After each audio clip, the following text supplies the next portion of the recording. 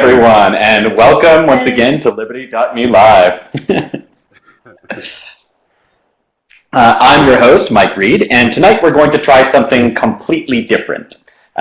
This is a book launch party to celebrate the release of Frank Markopolos' new collection of short stories, Infinite Ending. So there's no amazing plan beyond. We're just going to talk, laugh, drink, and I'm going to hear from one or two of the stories too.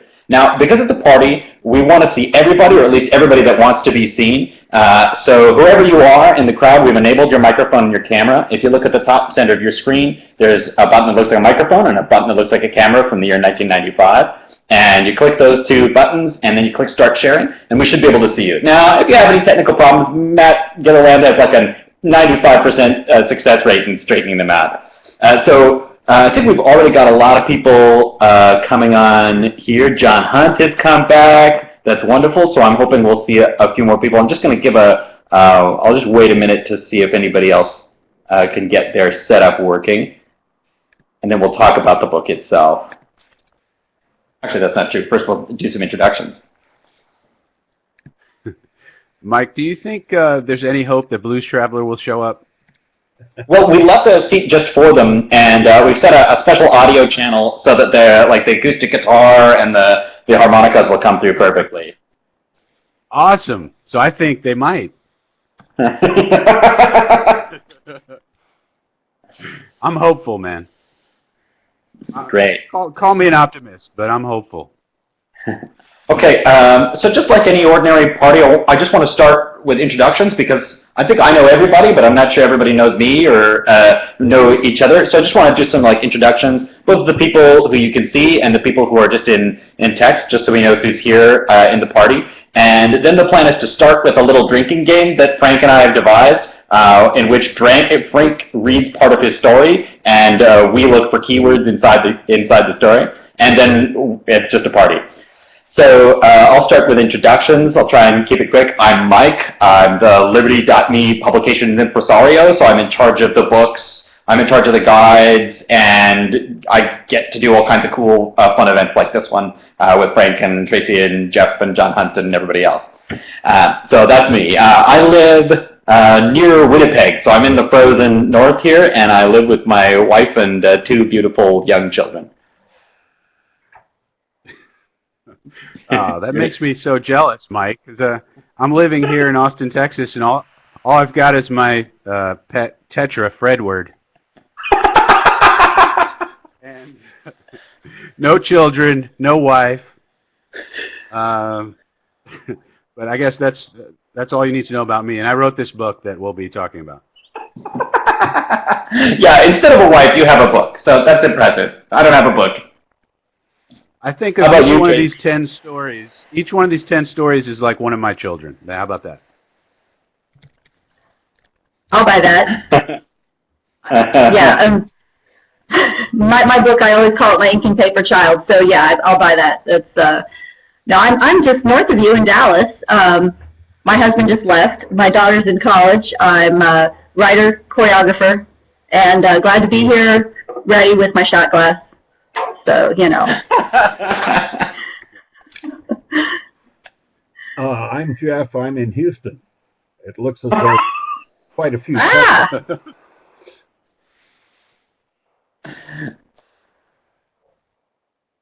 And I live here with my wife, and my kids are grown. I'm older than dirt. Both Tracy and Jeff are being somewhat shy or perhaps overly humble here. Tracy has a wonderful novel that we featured called Counteract, and we featured that recently. It's a young adult dystopian fiction novel. And Jeff Riggenback, of course, has a fantastic podcast which we run on Liberty.me.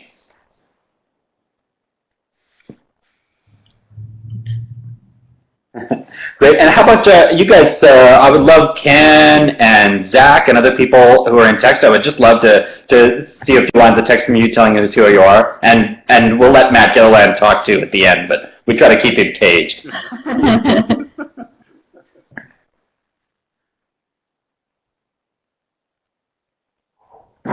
Zach and Ken are typing. Mhm. It's a weird thing to have some people in the room and then some people live. Okay, we got Ken. We got Ken. He's a curmudgeon hiding out near Nashville. Wow, you guys are all way down there. Is there anyone within 1,000 miles of my house? That's what I want to know. No. It's the re-rise of the South, Mike. Yeah, wow. So that's fantastic. Ken says it's 40 degrees Fahrenheit, which is really funny because 2 days ago it was negative 30 here. Wow. Wow. That is remote, dude. And how about you, Matt? Tell us who you are. Oh, I am the program director for Liberty Me Live, and that's pretty much my entire life, so... That is not true. That is not even true. Jeff Riggenbach is the voice of my inner monologue, thanks to hundreds of hours of audiobooks. So, thank you for the wonderful narration of my innermost thoughts. Yeah, so if Jeff says something in this conversation, how can you tell whether he's saying it or you're thinking it? Ooh. Yes, I can't, but, like, the thing about it is, generally, when Jeff speaks in, like, my inner monologue, which probably says something about my inner monologue, he says things that I've heard him say as, you know, the narrative voice of Murray Rothbard or whoever. So it's like 14 barrels of fish, 15 barrels of fish, a horse.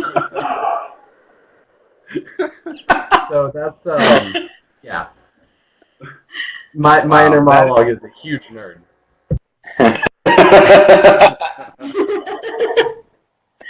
Wonderful. That is so Well, surreal. Go ahead, Mike. It's wonderful to see so many of you again and to meet a couple new people too, Ken, Zach.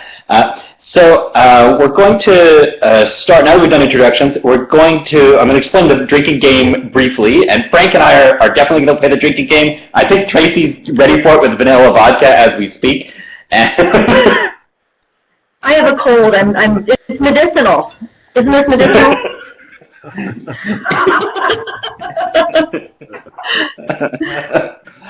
So the game is dead simple. Frank's going to read the first short story in the collection.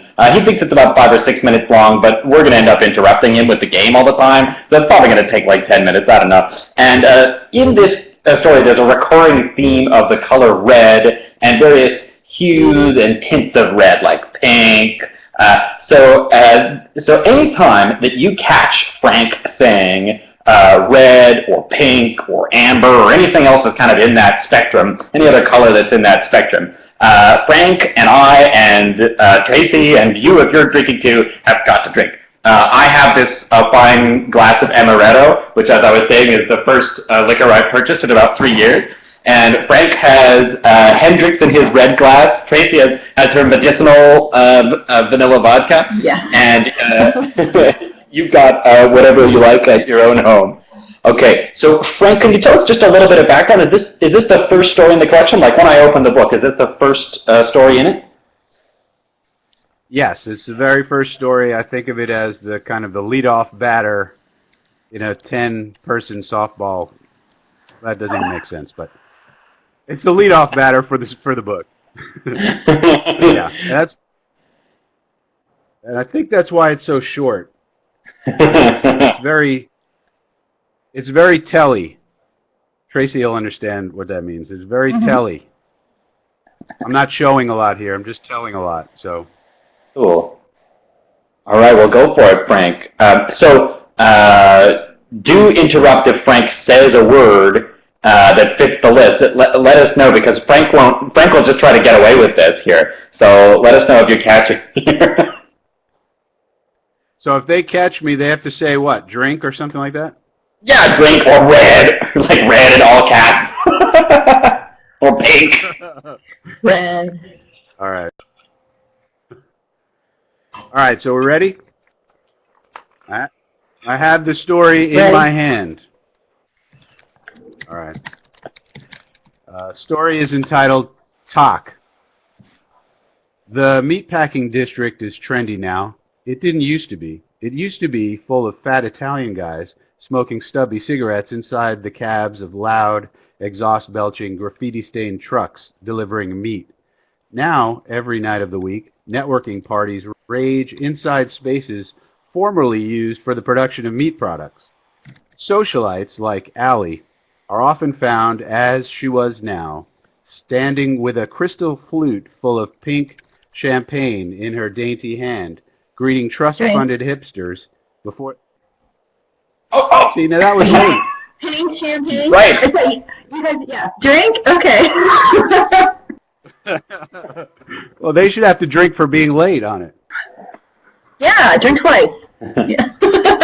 Oh. Wow. All right. Well, We're we off to a caught one, rollicking so start here. that's how it's going to work. Yeah, we're off to Okay. a rousing start.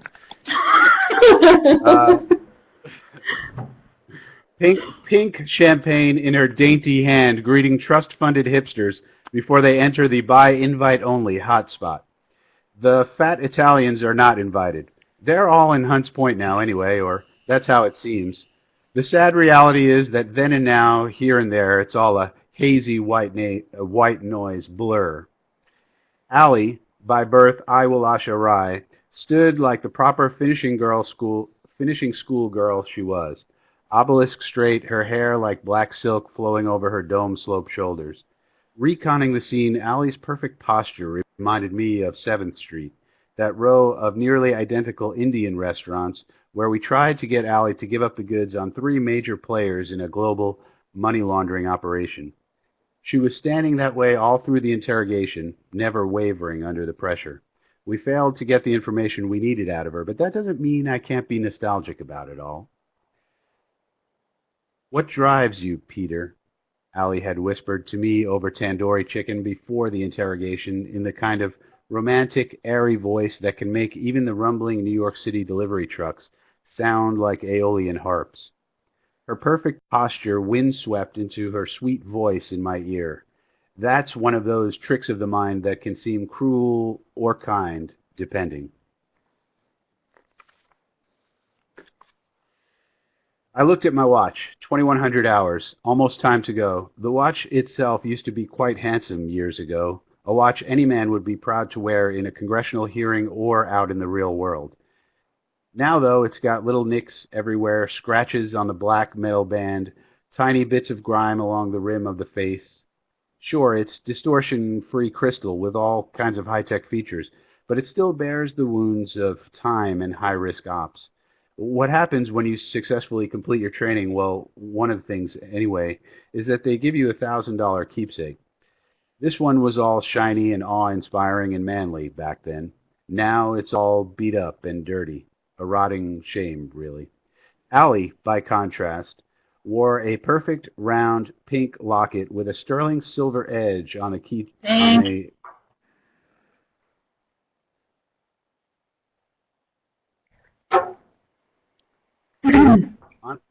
on a chain around her neck.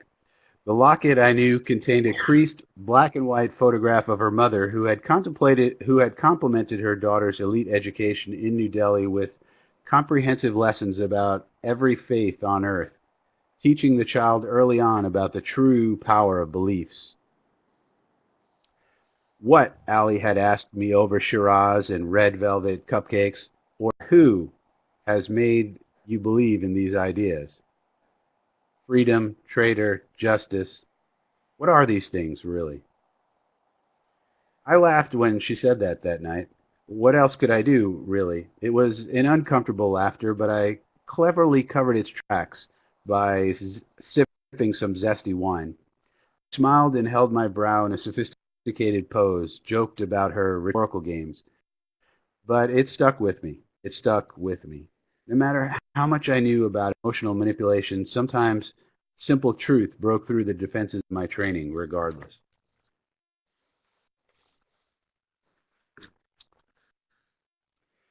Outside the meatpacking district warehouse turned raid, Allie's silky red dress rippled in the breeze, and I knew it was the same dress she wore to a gala at the Princess Hotel in Acapulco. A Beaujolais in her henna-adorned hand. Tracy's caught us. The red dress. But Tracy's muted. We can't hear Tracy's beautiful voice.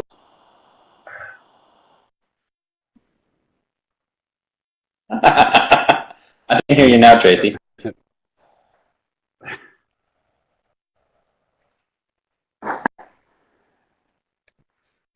But otherwise, Mike, if somebody else catches me, I can't see them, so you got to tell me. Oh, because you're looking at the page. Okay. Yeah.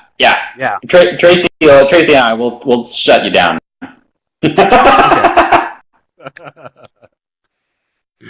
All right, now I have to figure out where I was. All right, here's where I was. And I knew it was the same dress she wore to a gala at the Princess Hotel in Acapulco, a Beaujolais in her henna-adorned hand, her hair fixed into a braided ponytail. She knew it was the kind of dress that, on her body, manipulated men's minds in ways she could use. Even a trained operator has a hard time shaking primitive instincts. Live in the eternal now, beyond all perceived dimensions and limitations, she had said over cocktails at the breezy hotel bar. That was her response, her answer. I had asked her how I could possibly live in a time world where everything was all jumbled together in 4 nonlinear dimensions. I had a joke about never being late for a meeting, and then that's what she said. Like I've been trying to explain, the lady is trouble. At the time, though, I didn't realize just how much trouble she was. I thought she was just another rich girl playing the traditional game of dialectical finance, funding the arts and other worthy causes on one hand and shady, often violent organizations on the other. Allie was no ordinary target. Allie always had objectives all her own, and sometimes I thought I could see just a glimpse of the rot beneath the gray surface. Took her advice to heart, tried to live in the eternal now as best I could understand the concept. Real trouble came when my deep cover was blown after I confused all the goddamn dates and the goddamn people and places, the alleged facts. I got mixed up about what had happened and when, what had happened to me. The big boys don't need operators who can't keep their stories straight, especially under their relatively mild interrogation techniques. I'm lucky to be alive, I guess. That's what they told me anyway before they kicked me out. The frosted glass door burned.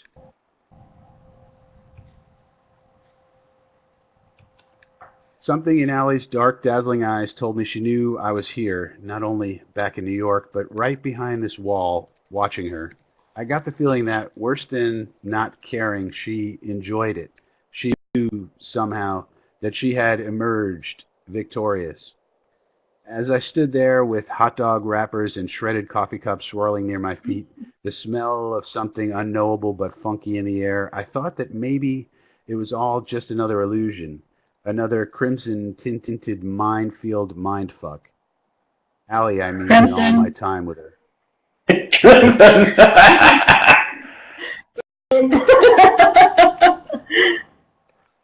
think we nailed like 80% of them. Crimson-tinted minefield mindfuck. Allie, I mean, in all of my time with her. My belly murmured the bell for another dumpster dive. But before I could stop spying Allie, my mind played one last trick on me. Sounding far away and echoic, it asked, "Is love real?" The end.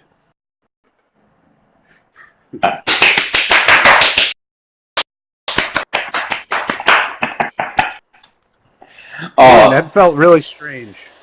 It felt really strange to be reading and have you guys like looking at me through the camera. That was just very strange. You're supposed to get used to that, though. Go do signings, go do readings, you know? Yeah. Yeah, preferably with people in the crowd shouting every time you name a certain color.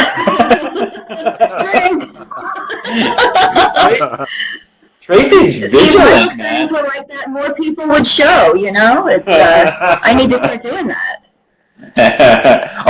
Speaking of more people showing, Jeffrey Tucker has arrived. Welcome, Jeffrey. It's great to see you. Hi, How are you doing this evening?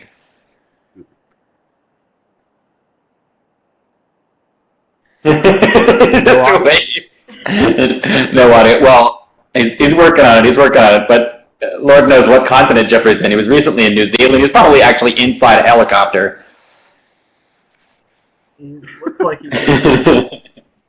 All right, I got it. It's all right. Just hold on. Yeah, no, it's nice to see y'all. Thanks so much. Yeah, it's wonderful. Yeah. I got my Wonderful. Thank you. article just appeared today. And, I was really happy about that darn thing. So Riggenbach went away just because I arrived. We can only handle. There's a problem with the bandit. There's only so much celebritarian, like famous libertarian, you can handle at once on the call. So, Frank, when you're doing this story, like, you know, you and me were talking about finding the right word, like the right trigger word in the story, and you said, "Oh, there's a lot of red in the story," and I thought, "Oh, that's neat," but I kind of filed that away for later. I've been trying to figure out, like. Was that an intentional? Like when you're designing a story, do all the stories in the book like have a color theme? Is there a blue story? Or? You know, that's an interesting question. In this story, because it's so telly. Normally writers don't want to tell; they want to show, and that's like the number one rule of writing is show, don't tell. But this story is so telly that I figured I had to use some kind of symbolism to suggest what is going on with these characters that you don't see and that it's not explicitly stated. And so one way to do that is that I came up with this. I mean, this isn't like a known technique, but in my mind, I was like, well, if I use red and pink, that will suggest, romance and give you a taste of it without telling you that that's what happened.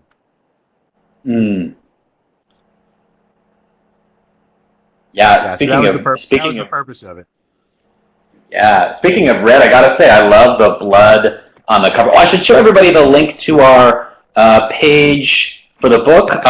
The book that Frank just read from, so that story is called Talk, as in the clock talk, T-A-O-C-K, and it's the first story in the collection of 10 stories called Infinite Ending, which just came out by Frank Markopoulos, I think 1 week ago, and has just become free to all Liberty.me members. It's a special bonus you get for being a member for the next month, so go and pick it up now before it goes away, and it's free to you guys until January 15th, which means it's great kind of when you're recovering from New Year's Eve kind of reading, or you're trying to avoid your family kind of reading, so there it is.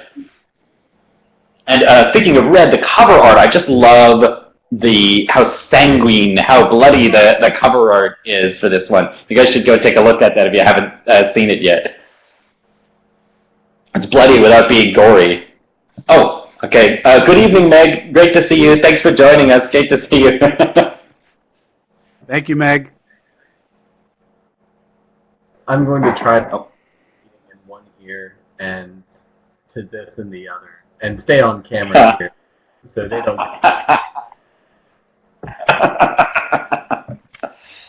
Wow.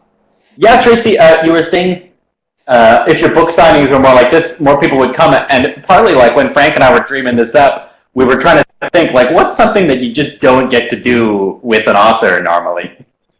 Drink, yeah. Well, especially when you're writing young adult books. You shouldn't be drinking with your readers anyway, but... yeah, Tracy, no, I usually have Tracy, when you... a bowl of candy out, but no, there's no.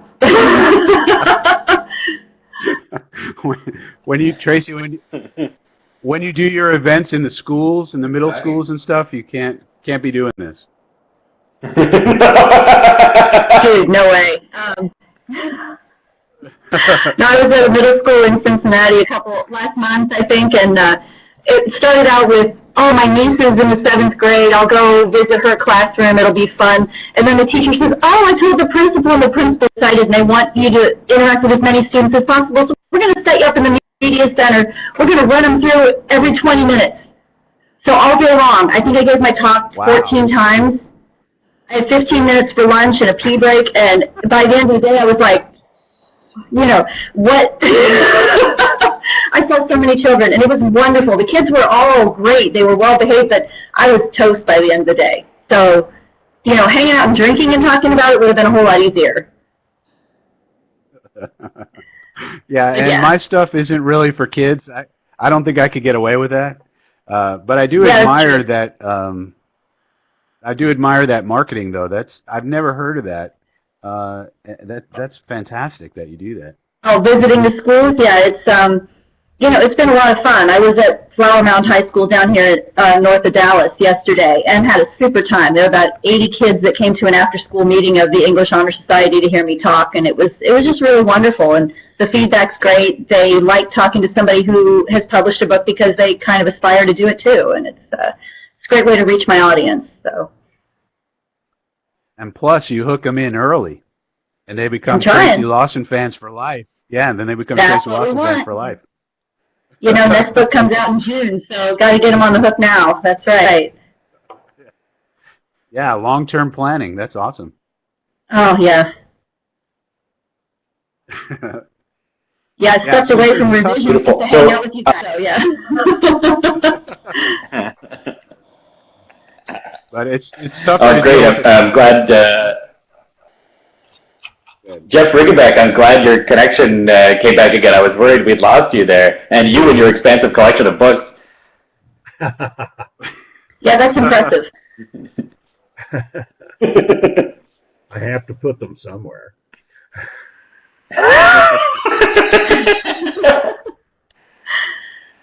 I think Bob donated about that many to the Mises Institute when we left Auburn, but I'm not sure. So, man. Well, I can hardly believe that. No, you go ahead, Frank. Whenever folks are putting their camera like in front of their huge book collection like that, makes me think they really want me to think they're so super smart. And we know Jeff is super smart, but I think he wants everyone to know, look at all these books I've read. Is that how it works, Jeff? Or right, that's the big problem with ebook readers now. You can't show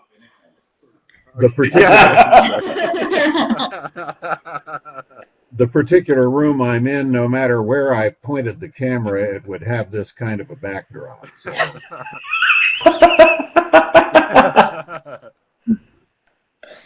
And you can probably tell I'm jealous.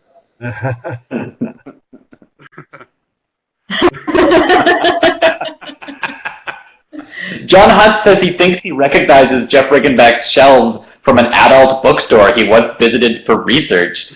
I'm not sure if that means Jeff Riggenbach actually lives in an adult bookstore.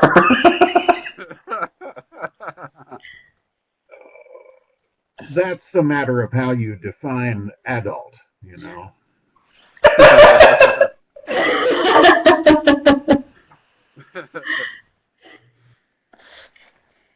I just want to get Jeff Riggenbach to keep talking so that way we confuse Matt Gilliland about the nature of reality. Very effective between that and the fact that I'm listening to this and a meeting in the other ear. I'm a bit torn between the planes.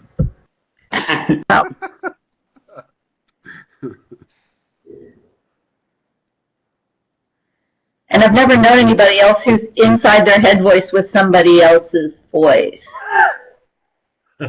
You know, I have to sometimes, like, my inner monologue is very active. Like, it's just going on all the time. And sometimes I get tired of my own voice. So sometimes there's, like, Sean Connery in there, or, like, a cartoon Russian villain, you know, the Rocky and Bullwinkle thing. So I don't have a permanent like a permanent guest in my house, like Matt Gilliland does. Gotcha.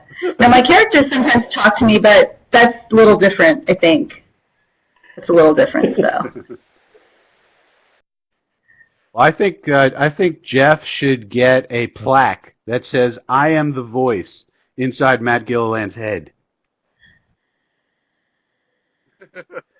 If someone will make that plaque, I'll find a space on the walls in here. I might be able to arrange that.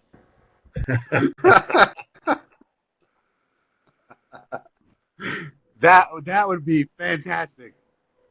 Hi, Jeff.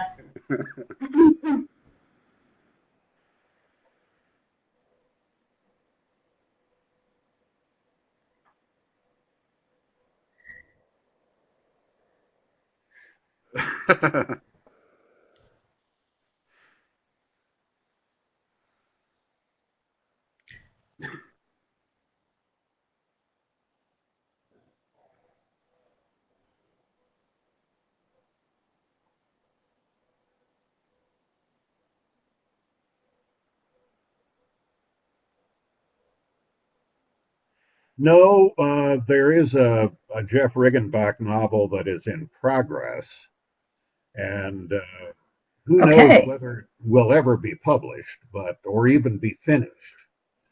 But we'll find out. Self-publish. Well, I've considered that, and I might even do it. You know, Bob Bidinato, the objectivist writer, has self-published 2 books now, and the first one apparently made him a real. I can't think of a. I usually see I curse all the time, and it's difficult when I'm on camera like this to try to clean up my vocabulary. I started to say, We're all grown-ups here. Hey, this made him a whole shitload of money. we're among friends here. Yes, well, so I know that one can do that successfully, even if one isn't a household name or anything. But I don't know. Well, I'll worry about that later. About what's happening right now is a long sabbatical from the process of continuing to write it, and I need to get back on it and finish it, and then I'll be able to think about publishing. Well, just to give you some more motivation, you know, even in self-publishing these days, you can do a self-published audiobook, and of course, you're well known for your voice work, so, you know, there's another avenue for some revenue for you, potentially. Conceivably, yes. There's kind of a built-in Jeff Riggenbach audience, too, and I don't just mean Matt Gilliland left and right hemispheres.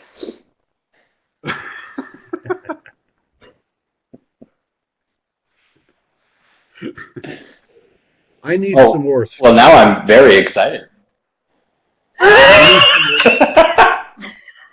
I need some more scotch. I'm going to go off camera here for a while. Just a very short while. Okay. Back.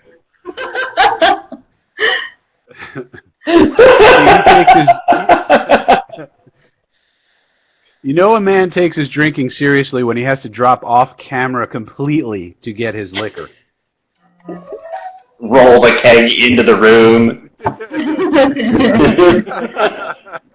When Jeffrey Tucker is doing his Liberty Classics classes on Sunday nights, and he says, "I'm going to go off camera here and get just a small glass of water," and you hear the glass clinking, and he comes back with a shot glass.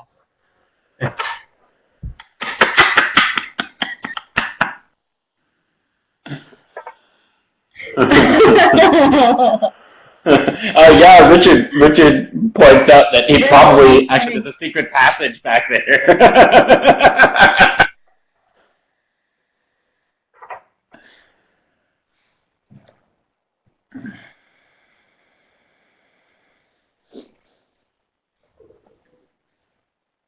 The road to serfdom. Yeah, so you're in Jeff Riggenbach's room, or whichever room that is, his office. Which book would you bet, like if you could only touch one book in an attempt to open the secret passage, which book do you think it is on his shelf? Human Action, that's a good one. See, I think there's got to be a good title pun waiting to happen here. Now, the reason I had to go completely off the reason I had to go completely off camera to get more scotch is because if I stayed on camera, I feared that you would all see what I am not wearing on the lower part of my body. Does anyone remember the scene in Casino in which Robert De Niro is sitting at his desk and when somebody is going to come in to meet him and he has to get up and walk over to the corner and get his pants and put them on? I'm in a similar sort of situation here. And, as far as I can tell, we're all adults here, but, and I've already been accused of living in an adult bookstore, so I suppose it wouldn't have been out of character, but nonetheless, I felt a little shy about it. I mean, I've now hosted something like 140 Liberty Me live sessions, and none of you have ever seen what kind of pants I'm wearing. Just I want you to think about it. In fact, we have this other coworker, Grant. No, go ahead, Jeff. If you stood up, Matt, would we see what kind of pants you're wearing? If you rolled back and stood up? I mean, it's just jeans right now. It's fairly inoffensive, but... Well, we do all dress for the camera, right? So all you just have to look good from, the snappy scarf on up. Somebody made a comment earlier, yeah. Just want to say. At least 50 sessions have been hosted in pajama pants. But with nice shirts. That's what matters.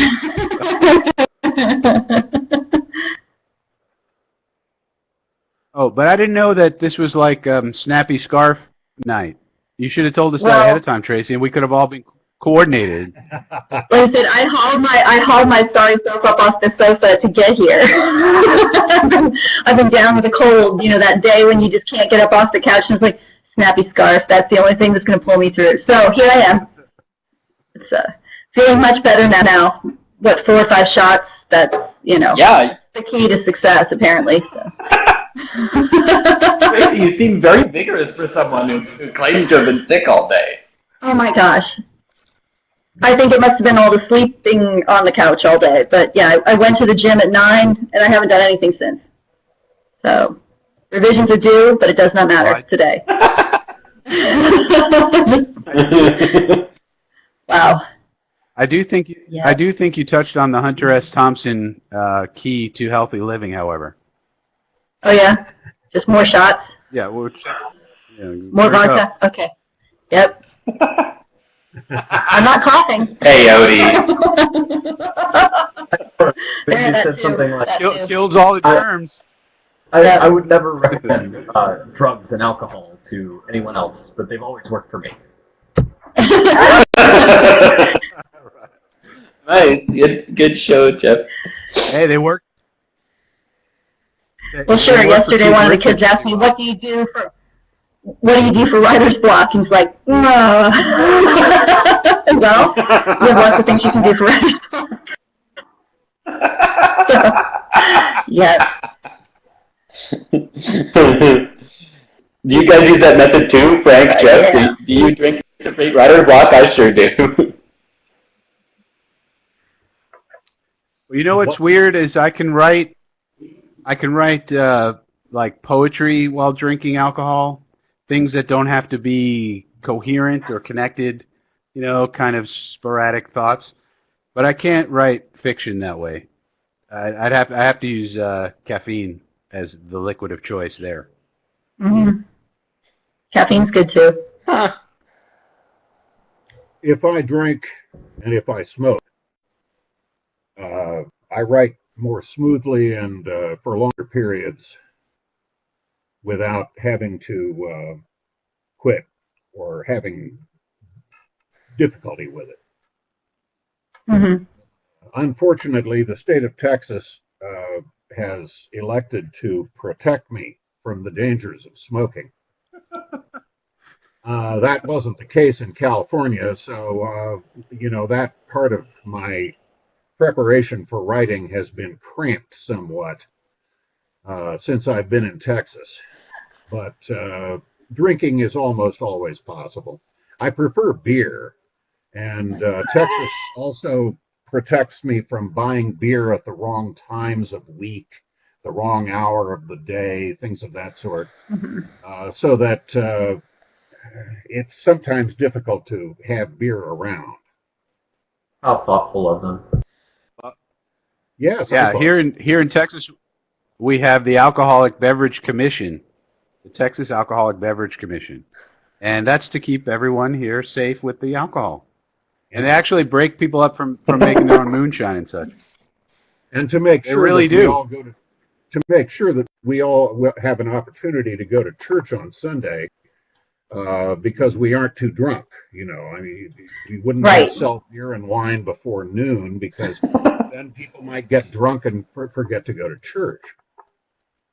Thankfully, here in North Carolina, our ABC stores only protect us from liquor. So beer and wine, you're just left unprotected. I mean, I think it's useful for the churches to be able to get the communion wine, the morning of. They don't have to think ahead so much. And we can all have a beer or two before the service. You would think it would enhance your church-going experience. You would think they might want to encourage that. The Catholics and the especially especially since Jesus turned water into wine. I mean, allegedly. Oh gosh, Bob had a nice discussion with a little lady at church one time who was convinced that it was Jesus only drank grape juice. It didn't matter what the Bible said. Jesus only drank grape juice. Well, my grandmother was a dedicated teetotaler through her whole life, and swears she never had a drink at all. But the one time that we didn't really talk about in front of her is at my mother and father's wedding. Uncle Wally, the one-armed bandit, spiked the punch, and Grandma really liked the punch at Mom and Dad's wedding.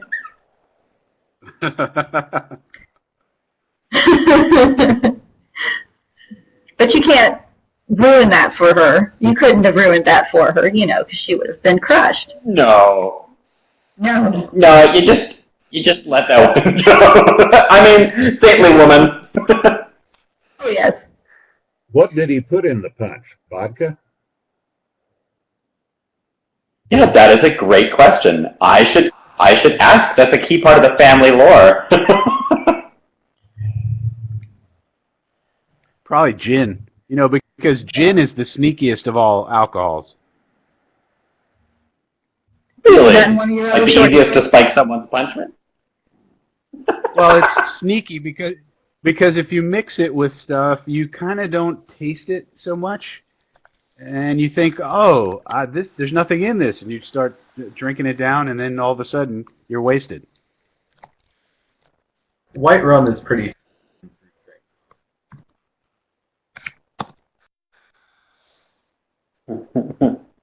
Tequila, yeah, but tequila, Yeah, I'm gonna. tequila is. Yeah, I agree with Zachary in the room too. Tequila can be pretty, depending on if you have the high quality tequila. Yeah, I'm kind of with Jeff Riggenback in having. Yes, I'm drinking liquor this evening, but I have been a beer drinker for a while, and that's what gets the writing done for me. Is Jeff showing off the rye again? I think. It's Scotch. Scotch. Yeah, beer is definitely better because you get modified much more slowly.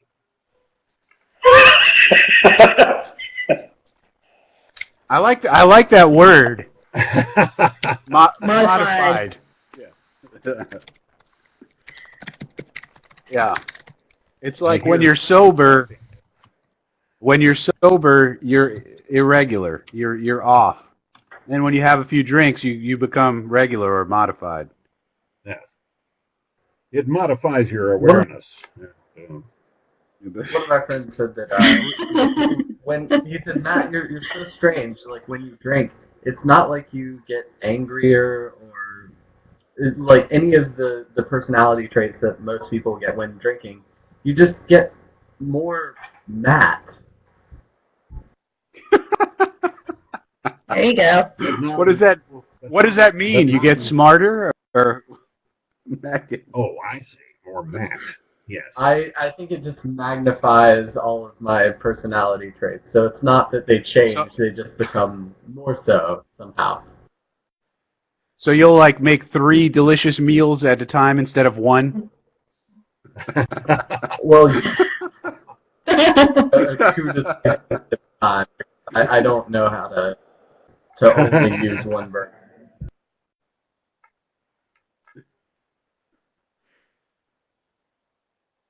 Matt's coming in a little choppy. Yes. It might be because I'm in 2 of these at once. And Mike Reed is now inaudible. Joke too. Let me try again. Matt, I'm going to get the tech genius Matt Gilliland to help you straighten that out. Who's the tech around No, here? no. You need the tech team. Not me. Well, but if Matt is having the problem, then you need to get the tech of Meg Gilliland on the case. Ah, I see. Meg is far more qualified for anything tech related. I don't know. Matt, I was unable to read. Is that sarcasm? Is Meg actually having trouble in that area? No, Meg is great with tech. I have trouble with anything that's outside of my direct wheelhouse. Like I can build a computer, but if something goes wrong with a program, I'm totally lost. So really the value add to your marriage is all cooking. Is that right? That's the whole thing? Cooking, entertainment. I'm very good at illegally downloading movies and television shows for us to watch.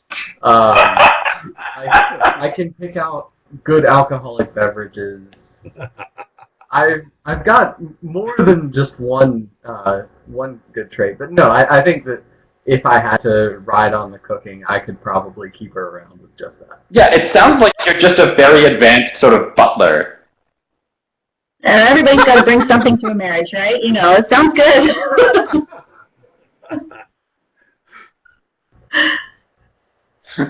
Man, and that was really cruel because Matt posted this picture of what he was making on Facebook, like on the same day that I had just gone to Target and gotten this stupid like cracker and cheese and pepperoni platter thing, like in a moment of weakness. And then I come home and I have to look at, here's my delicious meal I just made. I was like, man, F this guy. with his delicious meals. Make him adopt the policy of making deliveries. You know, he can cook the meal there in North Carolina and then deliver it to Austin. Well, that would be great, but he'd probably have to do like time travel first or something. You know, like. I don't know. I think with one of those dry ice containers, I could give you reheating instructions. I mean, my chili, for example, freezes wonderfully, and I usually make it in a 4-gallon stock pot. So I could send you a giant plastic bag full of chili. You know, I would pay for that. I would pay for that. In New York, we had something called Fresh Direct, which was similar to what we're talking about. There's nothing like that in Texas that I can find, at least in Austin. So we could call this Matt Direct. And this would be this is a beautiful entrepreneurial idea, I think. Yeah, just get Meg to set up the Amazon drones to carry it around to places. Yes. Yeah. If people See, now you're thinking, Mike Reed. That would be wonderful. Yeah, I have a friend that calls the Amazon drones skeet shooting with prizes. So, you know, you could even do that. Free meal to the best shot, you know, send the drone. You have to pack the meal really well. Unless it's just Really chili. well. Like just like chili, vacuum pack. Vacuum packed, yeah. Double wrapped in plastic and shrink wrapped, and yeah, totally.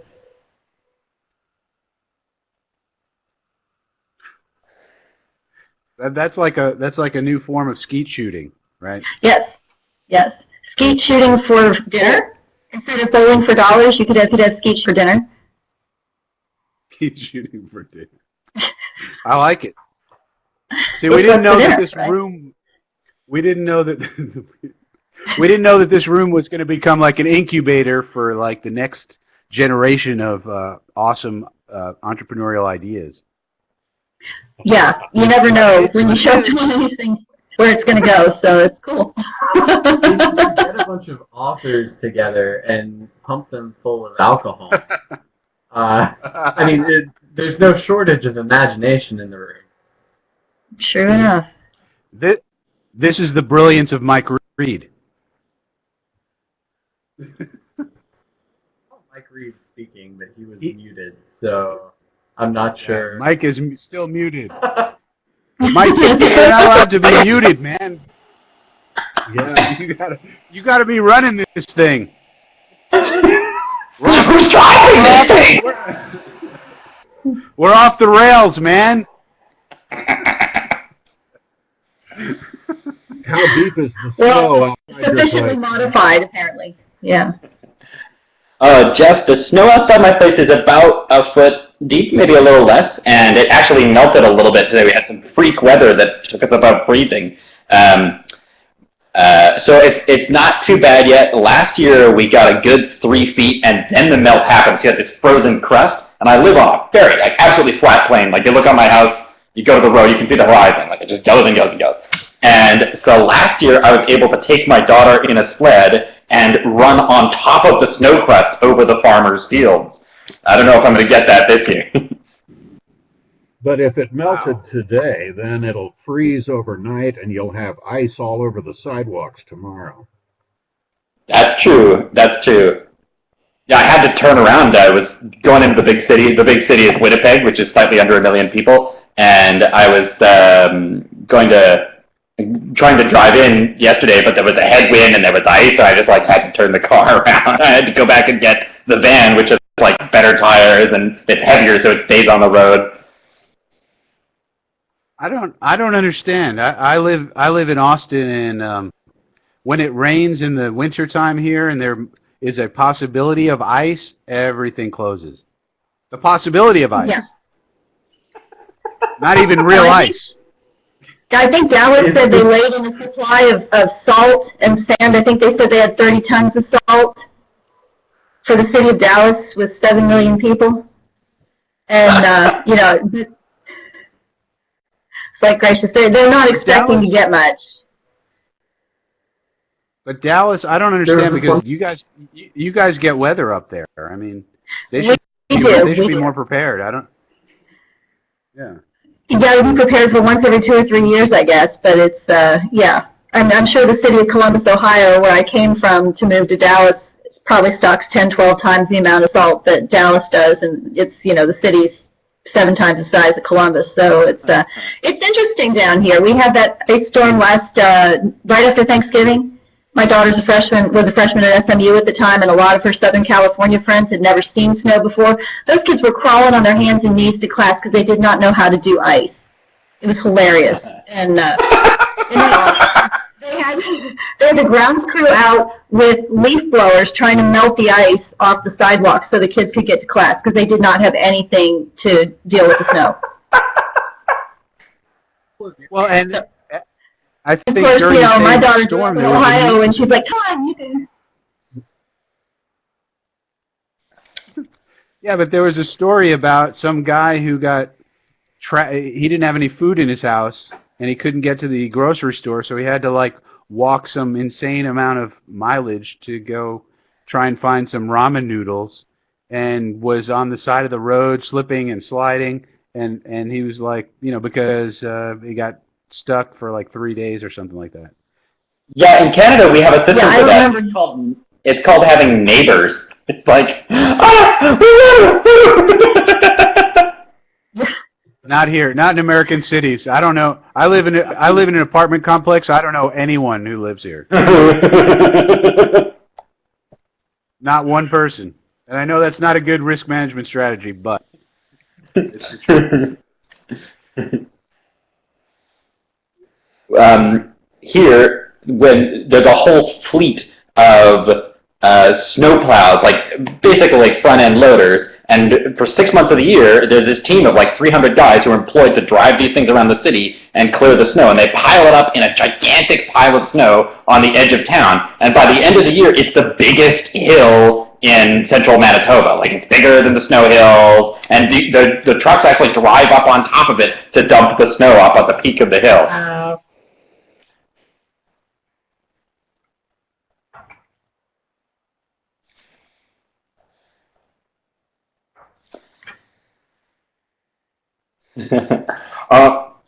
Guys, I'm gonna start. I gotta start wrapping it up here, guys.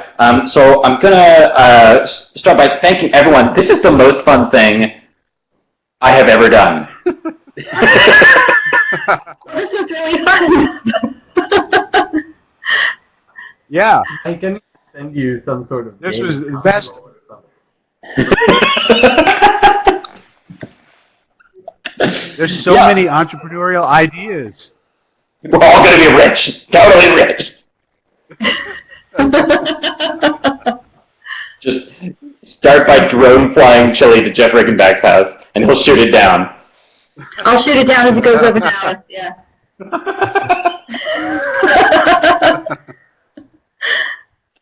Guys, thank you so much. This is really a great innovation. It's really Frank and I it's really Frank that dreamed this up. Frank was saying he wanted to do something different. And so this has been great. Jeff Riggenback, thanks for joining us. Tracy Lawson, Matt Gilliland's okay too.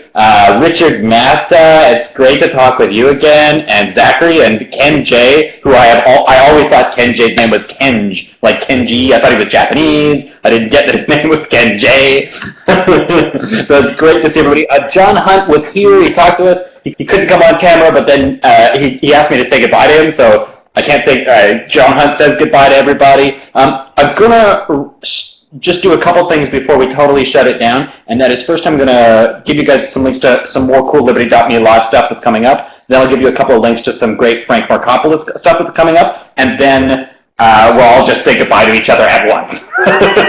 We'll like wave and say goodbye, like the end of an episode of Rumpus Room, like that kids show where everybody appears on screen at once.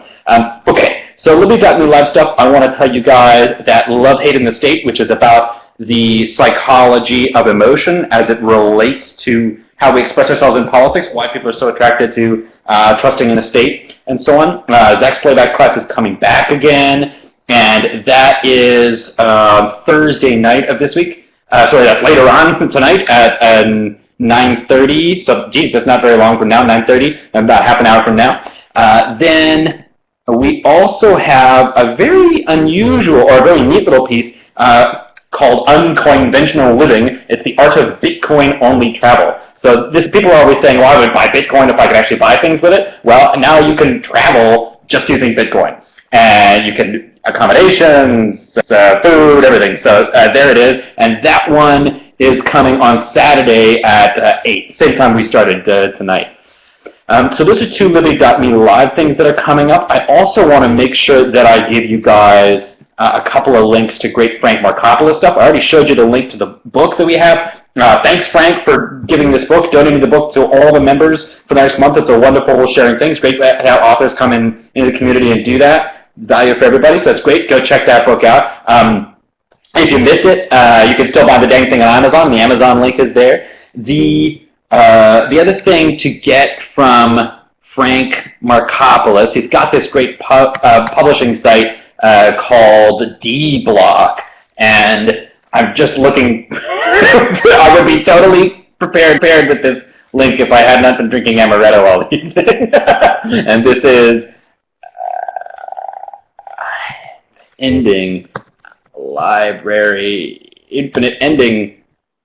So here is the page for the event, and that page links to the book, and the book page also links to Frank's publishing site, and it also has a great link there to the Austin Writing Workshop. I don't know if Frank hasn't been really pushing that too hard tonight, but that is an ongoing podcast where it's kind of like this, like Frank and a whole bunch of other people are talking, and it's coming. This book that we were talking about earlier tonight really comes out of this writing workshop. It's something that's been worked on by those people, and so that's a fun podcast for anybody who's into writing. Maybe if Jeff Riggenbach's looking for a way to motivate himself to finish up that novel we all need, check out the Austin Writing Workshop. So that's some great links to some more Frank Markopolos stuff. Frank, do you want to say anything before we all say bye? Just thank you. I think this was a great event. I think I really like the format, so it seems like everyone enjoyed it, and let's keep it up.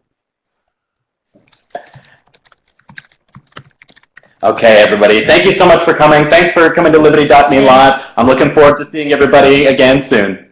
Bye-bye. Bye-bye. Bye. Bye, everybody. Out near Nashville. Wow, you guys are all way down there. Is there anyone within 1,000 miles of my house? That's what I want to know. No. It's the re-rise of the South, Mike. Yeah, wow. So that's fantastic. Ken says it's 40 degrees Fahrenheit, which is really funny because 2 days ago it was negative 30 here. Wow. Wow. That is remote, dude. And how about you, Matt? Tell us who you are. Oh, I am the program director for Liberty Me Live, and that's pretty much my entire life, so... That is not true. That is not even true. Jeff Riggenbach is the voice of my inner monologue, thanks to hundreds of hours of audiobooks. So, thank you for the wonderful narration of my innermost thoughts. Yeah, so if Jeff says something in this conversation, how can you tell whether he's saying it or you're thinking it? Ooh. Yes, I can't, but, like, the thing about it is, generally, when Jeff speaks in, like, my inner monologue, which probably says something about my inner monologue. No, I'm just north of you in Dallas. My husband just left. My daughter's in college. I'm a writer, choreographer, and glad to be here, ready with my shot glass. So, I'm Jeff. I'm in Houston. It looks as though quite a few.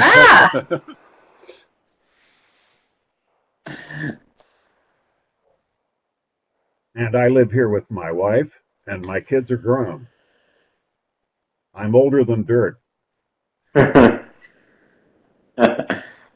Both Tracy and Jeff are being somewhat shy or perhaps overly humble here. Tracy has a wonderful novel that we featured called Counteract, and we featured that recently. It's a young adult dystopian fiction novel. And Jeff Riggenbach, of course, has a fantastic podcast which we run on Liberty.me.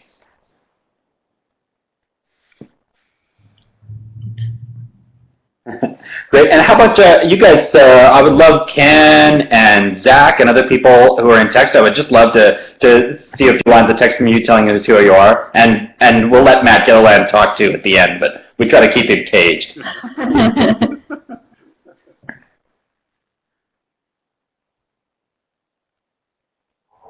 Oh, Zach and Ken are typing. Mm-hmm. It's a weird thing to have some people in the room and then some people live.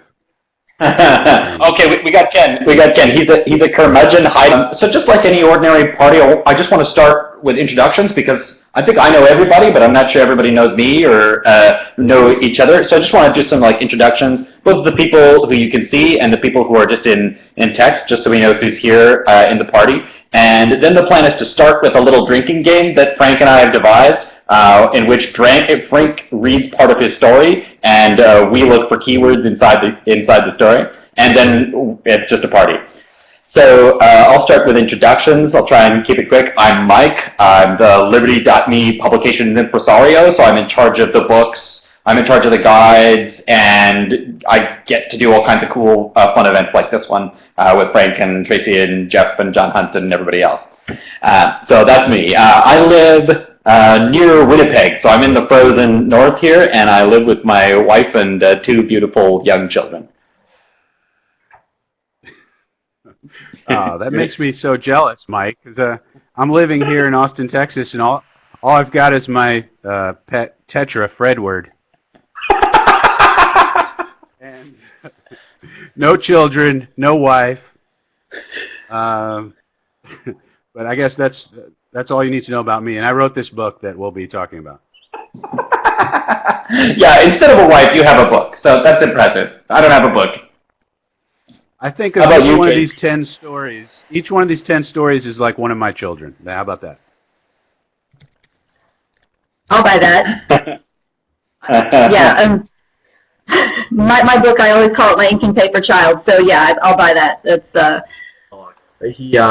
He says things that I've heard him say as, you know, the narrative voice of Murray Rothbard or whoever. So it's like 14 barrels of fish, 15 barrels of fish, a horse. So that's yeah. My inner monologue is a huge nerd.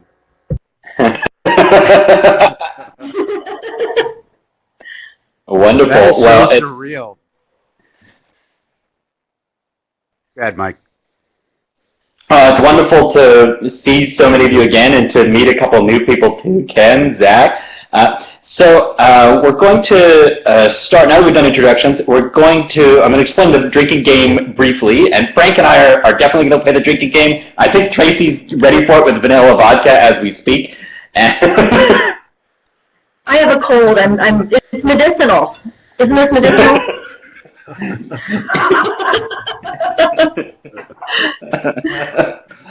So the game is dead simple. Frank's going to read the first short story in the collection.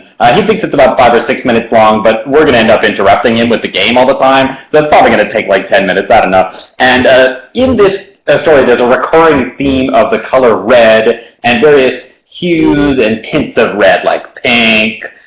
So anytime that you catch Frank saying red or pink or amber or anything else that's kind of in that spectrum, any other color that's in that spectrum, everyone, and welcome once again to Liberty.me Live.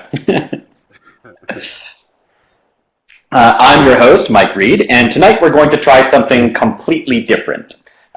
This is a book launch party to celebrate the release of Frank Markopolos' new collection of short stories, Infinite Ending. So there's no amazing plan beyond. We're just going to talk, laugh, drink, and I'm going to hear from one or two of the stories too.